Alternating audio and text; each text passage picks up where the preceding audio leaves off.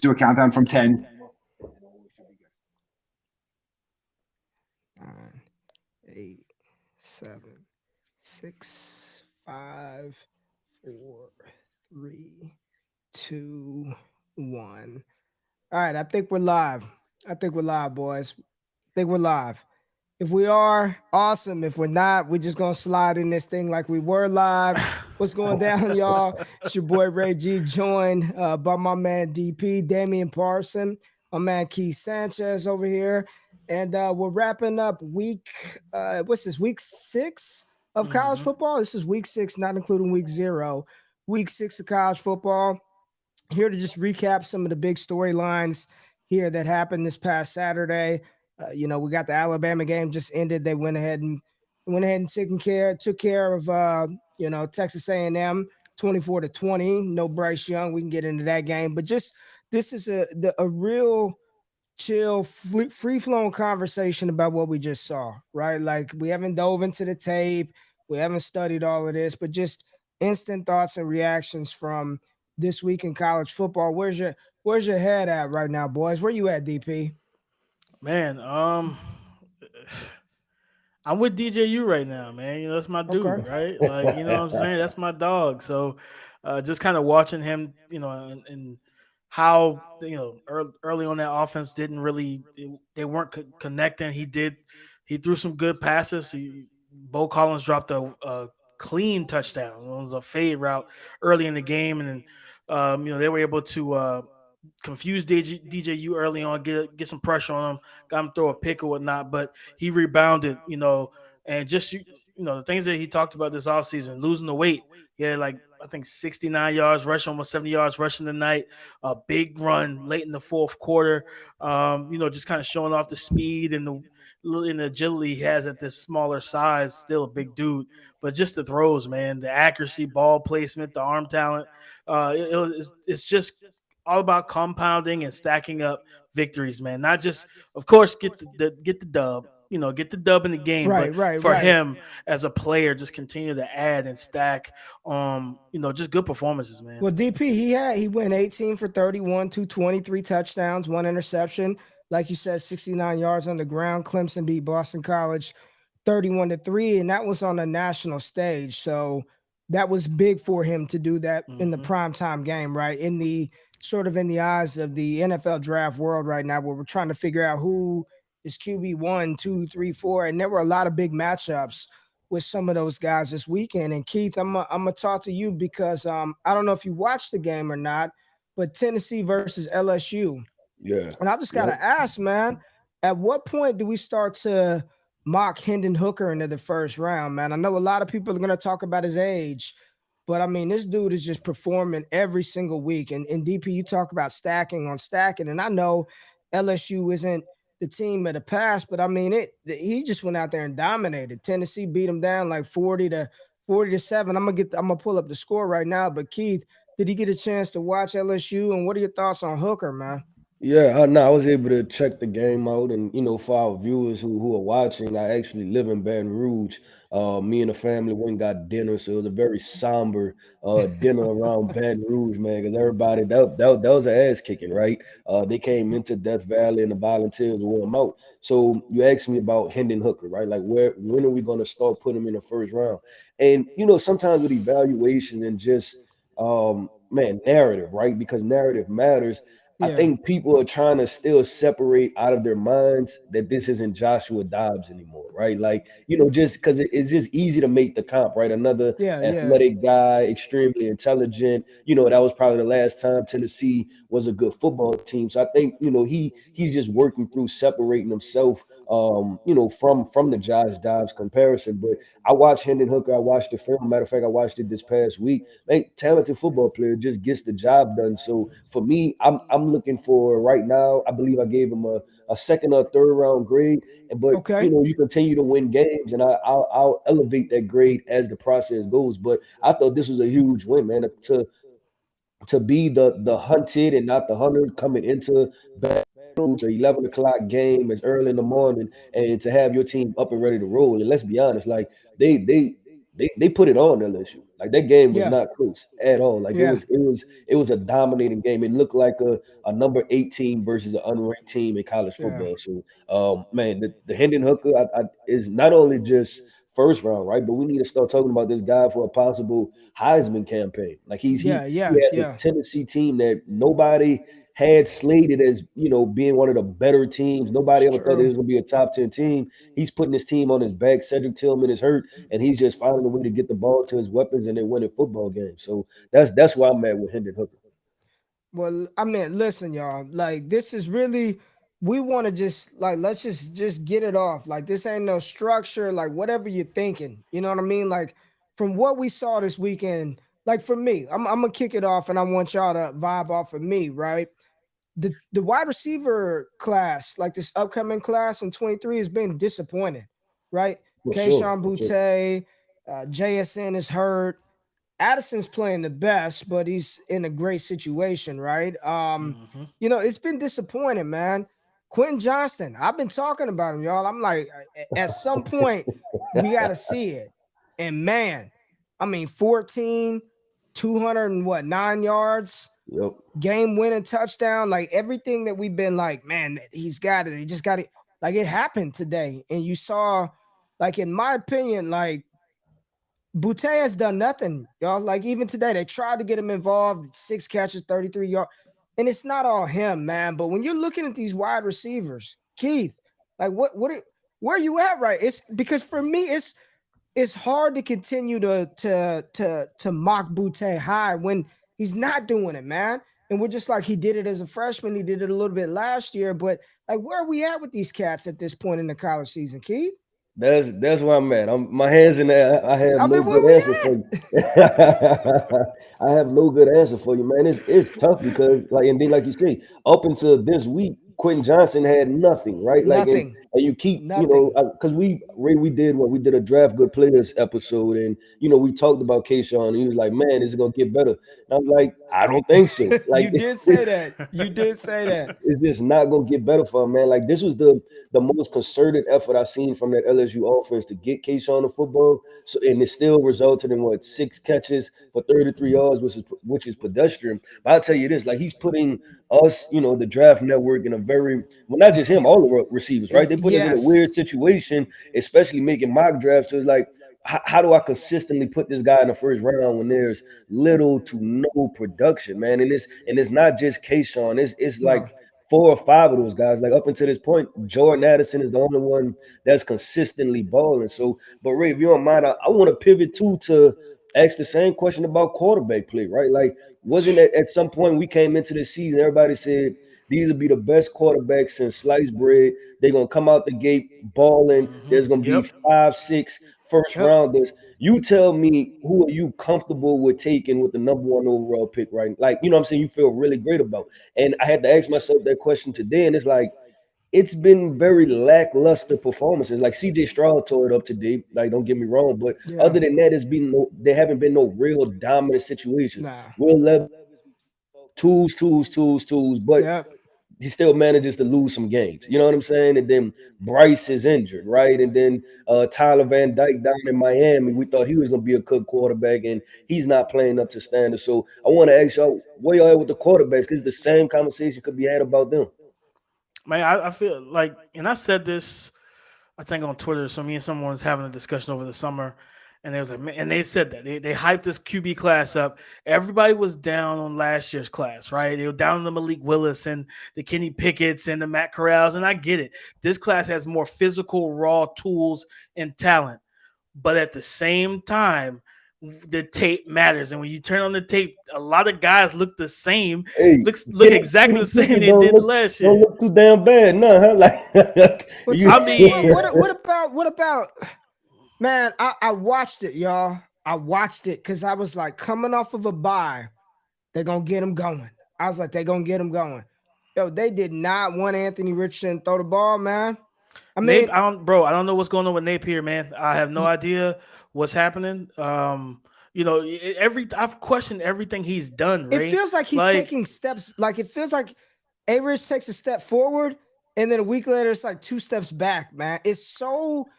I'm gonna tell you what it feels like. It feels like a varsity coach that's trying to keep his player there for one more year. Like, I Yeah. don't want you to ball out. I don't need you to ball. I need you to be here one more year with me, bro. Like, because you go I don't get from it, DP. I don't get it, man. Tennessee, where he had over 500 total yards from offense. He threw 10 passes last Sunday against Eastern Washington. He had 280 yards and like 2 touchdowns. Like, and then you come into this game against Missouri, and shout out to Missouri because they played Yeah. Georgia extremely tough Yes, they did. last week. They should have won that game Yeah. if the offense could have turned 3 into 7. But you go into this game, you're like, man, we're gonna run the ball, we're gonna play conservative, and I'm just like, bro, the things that you should have been doing with A-Rich this entire time, putting them on the move with a lot of the bootlegs and different things like that, getting him like comfortable. You haven't been doing, and he didn't do it today either. Man, it's brutal. I don't get it. It literally, I'm watching him and I'm thinking, like, for the not the betterment of my takes, not any of that. Like, man, it's still a little bit of time left, but it's like stay in. Can you transfer? Like, is Right. there a way for you to go somewhere for one more year to let them unleash the talent? Because I'm like, I'm watching them. I'm like, if you put Anthony Richardson in like a top 10 at this point, it's straight. You're just betting on raw tools. You know what I mean? Like, Mhm. he's Yep. got it, but they're not even giving him an opportunity to show Yeah. the stuff. It was a frustrating observation from a player I know we're all high on. You know what I'm saying? Bijan Robinson balled out today. I continue to ask the question, Keith. He's RB1, right? Like, Bijan is RB1, right? Man, listen, man, it's getting closer and closer, baby. Man, Gibbs, look, baby. Gibbs. The running backs, y'all in this class are nice. they More are. love for Blake Corum. We got to start giving Oh, Blake we love. have to give love because, and guess what? Let's be real about it. This is the reaction right to what happened today. What we seen was Jahmyr Gibbs put the Alabama offense on his back.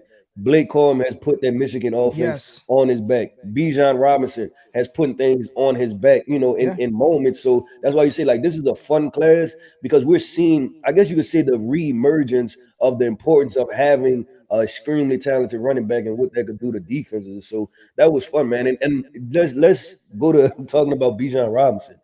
God damn, Oklahoma's bad, man. Like Yeah, man. that was Yeah. not good, Yeah, that man. wasn't no game, man. That was not good, Keith, man. we called this on the pod, bro. Like, Yeah, we talked about this, and we were like, we looked at it, we looked at the roster, we looked at everything, all the changes. We're like, nope, it's a done deal, it's a wrap. yeah. Like, I it's mean, gonna take 2 years to get this team and this They're program where Brent bad, man. Venable wants it to be. Yeah. they're a team that always had a bad defense, and then now they don't have an Always. offense neither. So it's like, well, what are you going to expect? So that was one takeaway. I did not expect They that had game. fans calling for General Booty today. Like, that's an Yeah. actual player. Like, that's not somebody that, like, that's not an NCAA creative player. That's a real live human being that's on their roster with that name. And you people wanted him in the game because Dylan Gabriel was out still from the hit Yeah, last the week. So hit. Yeah. it's dark days right now. You lose to TCU, destroyed you last week. And then the same thing happened this week with Texas. Like, Quinn Ewers, the mullet king, out there just throwing dimes. Like, Yeah, he bro. looked good. Quinn looked good.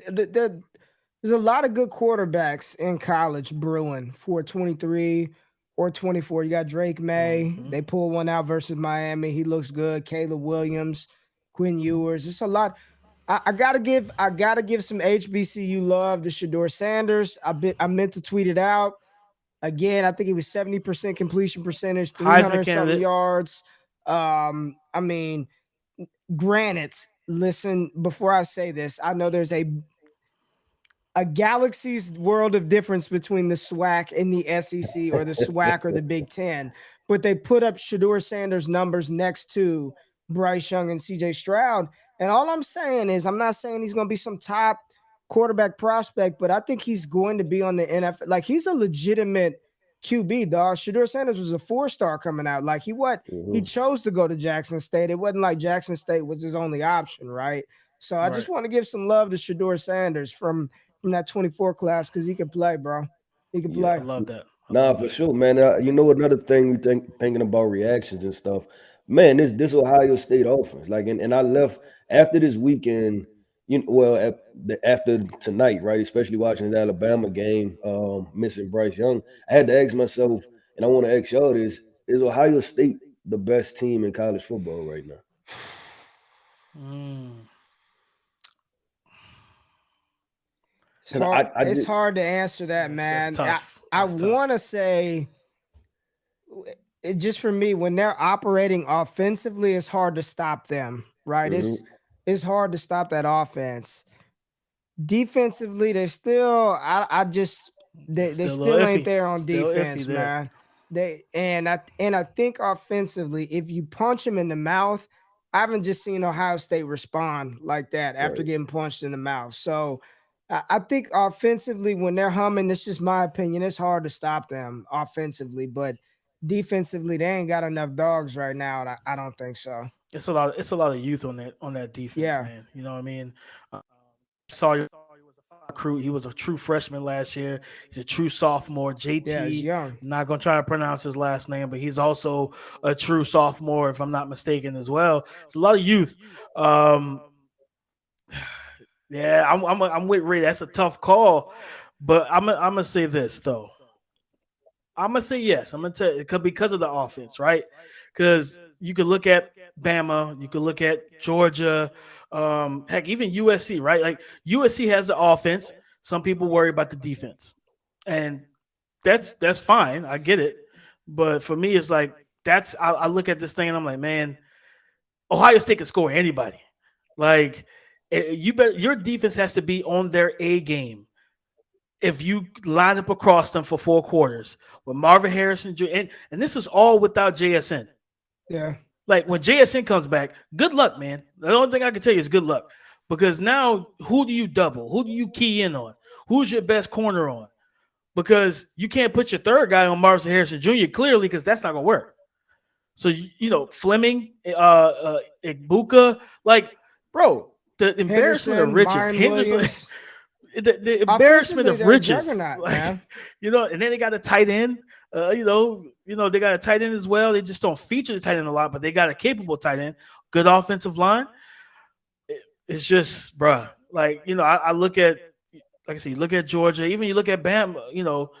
Now they're getting Gibbs going, but the receivers haven't done much at all, even when No. Bryce was in to help the man. Yeah. So it's like the defense has also struggled in the back end. Nobody's So it's talking about like, Michigan. No one bro, talking about listen, Michigan. Keith, tell him No I've been one's leading talking that about Michigan Michigan. train since the summer, baby. Listen, I need Harbaugh to take his What do you hands off the need? controller. Let Okay. JJ McCarthy loose, dog.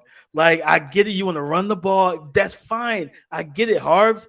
But you have a dual threat quarterback with a big arm. Let this offense grow because you're going to need it to grow Okay, by the time DP. you It see looked like Ohio it State. happened today. I'm looking at the box score, DP. It looks like they let him loose today. I'm just looking at it looks like no other JJ McCarthy box score I've seen. 28 for 36, 304, 3 touchdowns, 1 interception.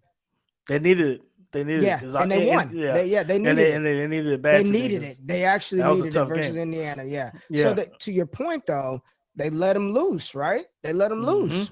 Another Him one of them and 24 cats, him and man. Blake, man. Him and Blake Corum in the backfield. Let the boys let them get that rhythm Like going. Blake. Let him get going with those receivers. Bro, they're four deep at receiver, bro. Like legit four deep at receiver. So no, 100%. I think Michigan should be talked about. And he changed his name on this, but Iyabi, I don't know what his last name is now, but the transfer from UT Martin, who was with Bama, startup. He's starting to catch fire at Yes. that edge rusher position. Yes. And I know man, exactly who you were talking about. I was like, listen, yeah. he almost had a pick today. Like, he had a sack where he dominated the guard one-on-one. Like, this kid, Keith could talk about it because he recruited the kid. He scouted him coming out of high school when he was at LSU. The kid has every tool in the toolbox, man, physically. All right. Well, it looks like we got Keith back. So listen, let's just from instant reaction. What's your biggest takeaway from this weekend of college football? Keith, something that you think you might take back to either implement in one of your mocks or like a name you wrote down, like, you know what, I got to really go back and reevaluate, or I need to evaluate this player just off the rip? Yeah, Like, who man. is it for you? I my but I'm trying to think. Biggest takeaway. I hit on it already. It's Ohio State. I'm at the point to say that I believe they're the best team in college football right now, and so I'm taking the approach of this. Like I think that they have enough to just outscore everybody. I know they get punched in the mouth, and defensively, but the opposite is this. Like Alabama offense has been operating at a high level. Neither has Georgia's, right? So I'm betting on that. I think Ohio State defense can keep them in the game enough, or they can do enough, and Yeah. this offense is just all world that they can outscore the top teams. Because right now I feel like it's a 3-man, a high, well, 4-man: Ohio State, Michigan, Alabama, and Georgia. DP. My biggest takeaway is CJ Stroud is my Heisman. He was my preseason Heisman, and that hasn't changed for me, man. Like the way he's played this year has been just phenomenal. You know, he's had, I think, like one or two games where he didn't have 300 yards passing and everything. They weren't on fire, but man, when he's humming, when he's on it, bro, when he's locked in, it's literally difficult to imagine a defense coming on the field and saying we're gonna lock these boys down for 4 quarters or slow them down for the first half, and like, hey, can we keep them slowed down in the second half too? You know what I mean? So it's going to be interesting to see how this thing plays out. But I think he should be the leading Heisman candidate right now. All right, and for me, my big takeaway is Blake Corum is the real deal, man. That there are not 5 running backs in this draft cycle better than Blake Corum. I mean, he's the real deal, and he's carrying the ball. He's getting a full workload. It's 3 straight 100-yard games. He had a 200-yard game in there, and it's not like he's the only ticket in town. They got a young back, Donovan Edwards, and I know he's been banged up, but he's talented as well. But Blake Corum is the real deal. He reminds me of DP. Give me early Ray Rice vibes as far as his Yep. running style, man. Like that short, compact runner, can kind of catch the ball out of that backfield. Good player. I can't wait to really dive into Blake Corum and his tape I and love future his players. game, But man. yeah. I love his game. All right, man. Looks like Keith is having some difficulties, but we'll be here with y'all next week, man. For Keith Sanchez, for Damian Parson, myself, Ray, and the Draft Network, we appreciate y'all tapping in, and we'll be back next week. We out.